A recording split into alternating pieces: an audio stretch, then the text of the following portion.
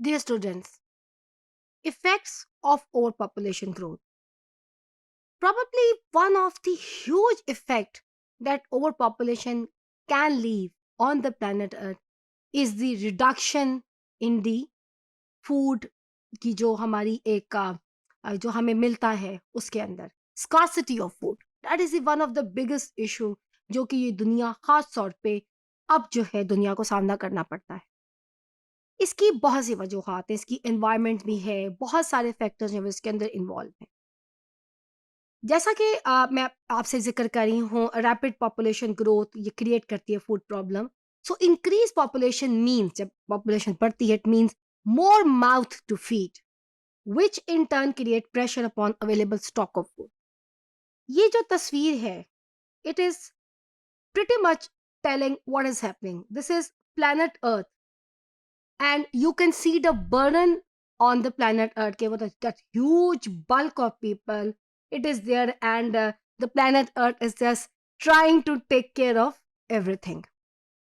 देखिए इंसान के बारे में कहा जाता है इंसान की सबसे बड़ी जो नेसेसिटी है ऑब्वियसली वो आपकी खुराक है। खुराक और पानी के बगैर हम नहीं रह सकते। बट ओवर पॉपुलेशन जहाँ पे आबादी ज़्यादा होती है वहाँ पे शॉर्टेज ऑफ फूड एक आम फिनोमिना दिन ब दिन बनता जा रहा है। ख़ास तौर पे आज के दिन में, इन दिनों में, आज के माहौल में जब इन्वायरमेंट हमारी ज़मीन के ऊपर बहुत बुरी तरह से इफ़ेक्ट हो रहा है, हमारी एग्रीकल्चर जो है वो बुरी तरह से इफ़ेक्ट हो रही है because of the environmental issues.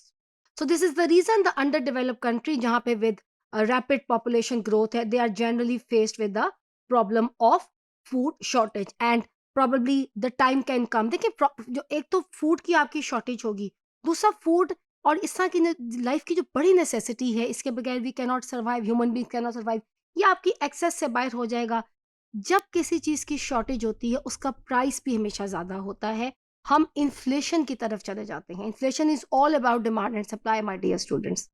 देखिए मार्केट में पीछे से प्रोडक्शन अगर कम है, अब आटा या चीनी ये ऐसी कमोडिटीज़ हैं जो कि हर घर में हमारे लिए बड़ा ज़रूरी है एंड गरीब आदमी या अमीर आदमी ये तमाम चीज़ें उस घरों में जो है वो अवेलेबल होती।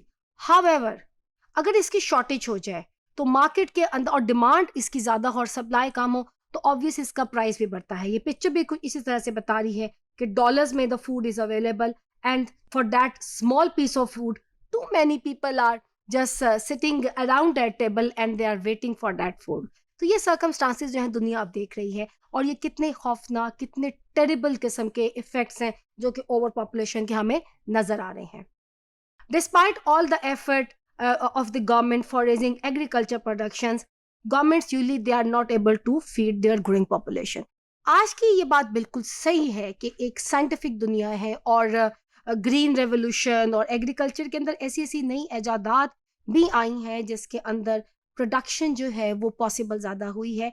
लेकिन अनफॉर्चुनेटली जो रिसर्चेस भी हमें ये बात बता रही हैं whatever efforts we are making to increase the food production despite of using all these scientific methods and technologies, the rise in the population is too high, that is वो उस चीज़ को मैच नहीं कर पा रहा जो हम scientific तरीके से फूड प्रोडक्शन को आगे बढ़ाने की कोशिश कर रहे हैं।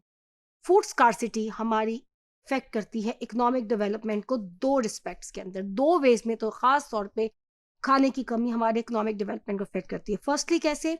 Inadequate supply of food leads to the undernourishment of the people, which lowers their productivity. This is a very, very important aspect. See these yellow hands. Undernourishment.